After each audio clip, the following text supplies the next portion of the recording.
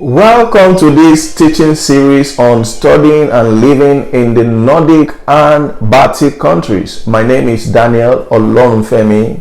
I'm an educational consultant from Educareer network based here in Sweden.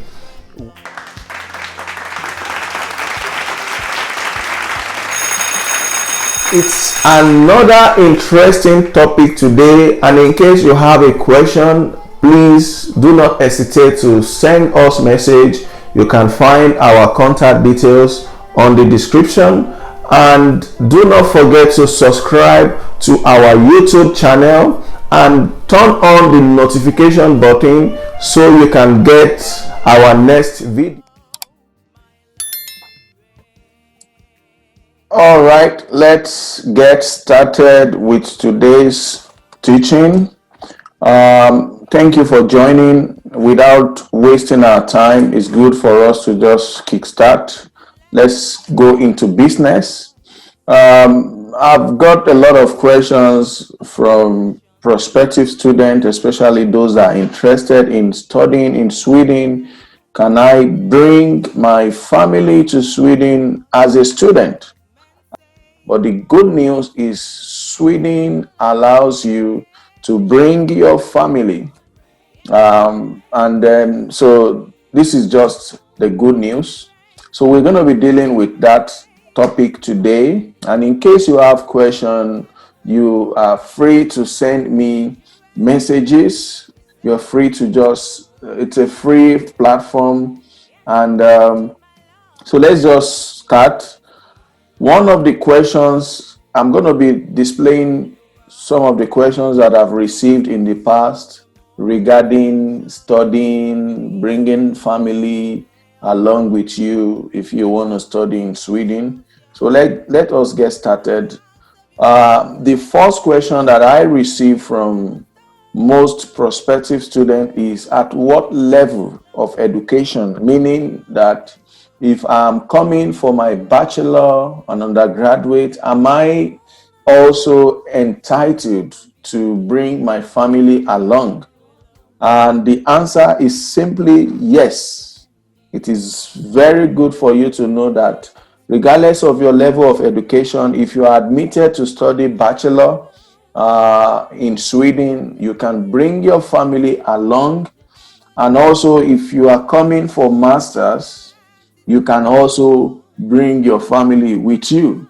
So it's a good news, and this is a good opportunity for you, because I so much believe in one thing: two heads are better than one. So when you are two, one can be studying and the other can be working. That's the advantage of it. So if you are coming, I have some couple that arrived last year, October, and right now the lady is studying and the husband is fortunate to get a job. So if you are coming as a couple, your partner can work while you are studying. And even if you find a job, you can also start to work. You can work as long as you are able to combine that with your studies. So I don't know if I'm able to answer this particular question: at what level of education can I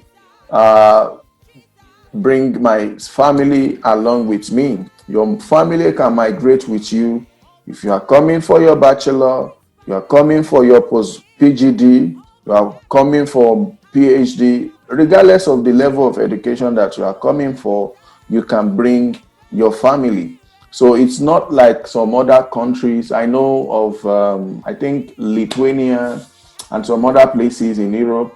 If you are coming for an undergraduate, you are not entitled to bring your family along with you. But in Sweden, in fact, I have someone who came for undergraduate studies, and then he came with two kids, and then with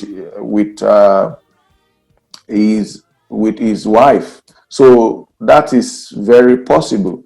So let's move to another question. Am I limited to certain number of children?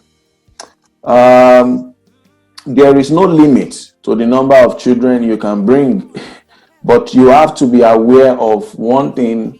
As long as you are able to include all the children information in the application. So when you are making the application, you need to include their names, their date of birth, and everything in the application, and so they are entitled to travel along with you. So there is no limit as long as they are your legal children. Even an adopted child can also join. So let's see another question. Will my family get same duration of permits? Will my family get same duration of permits? This is one question that I got so much.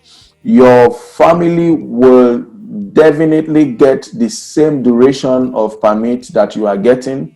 So if you are getting, let's say, 1 year, because usually you cannot be given a permit that exceed the number of years that you want to study in Sweden. So if you are admitted to a bachelor program that is for 3 years, then your family, your dependents will get same number of years. So that is that you get the same duration.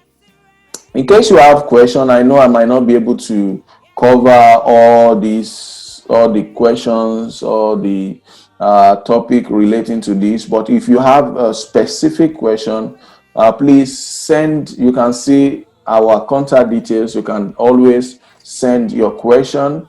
And um, this is very important, and I want us to take note of this particular one. Let's take note of this one.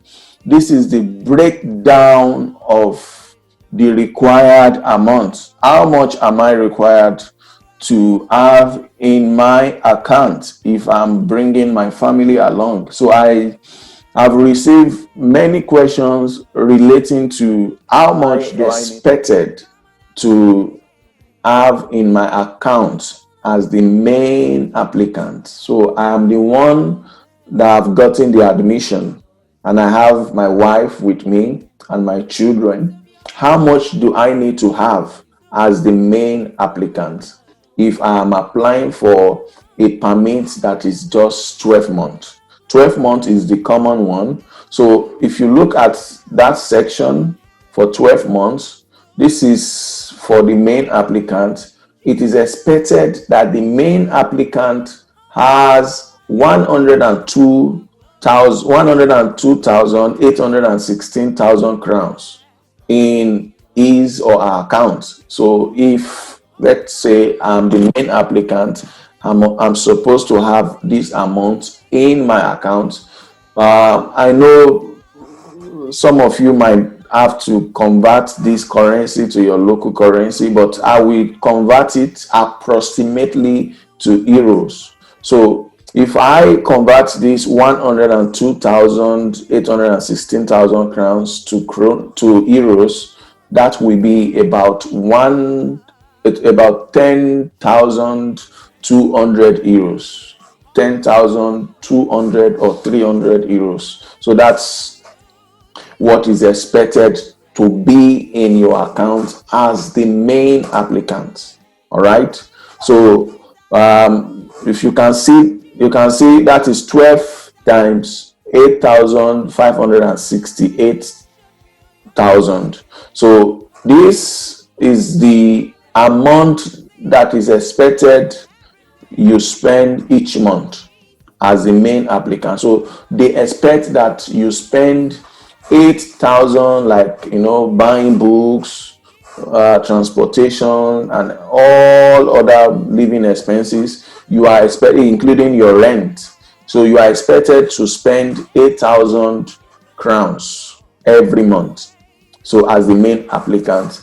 So, and if you shift a little bit to the right, that is the amount that you need to show if you are bringing your partner, maybe your husband or your wife or a cohabiting partner.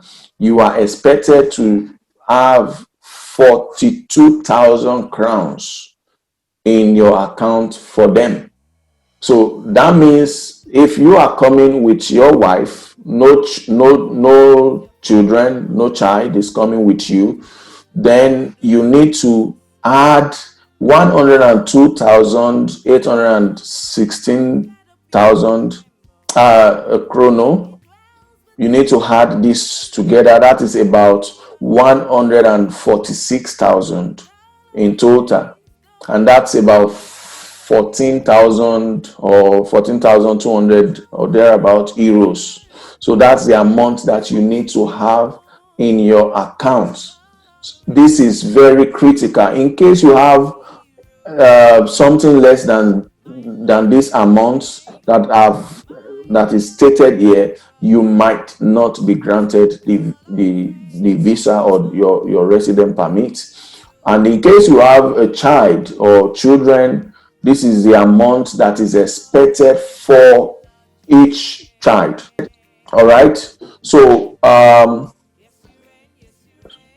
it is expected that each child spend 2,100 crowns, 2,100 kronos every month, which is about 210 euros every month. So in case you have a child, that means you had 25,000 crowns, 25,200 crowns, 25,200 crowns. You add that to the 142,000 kronos, and so on and so forth.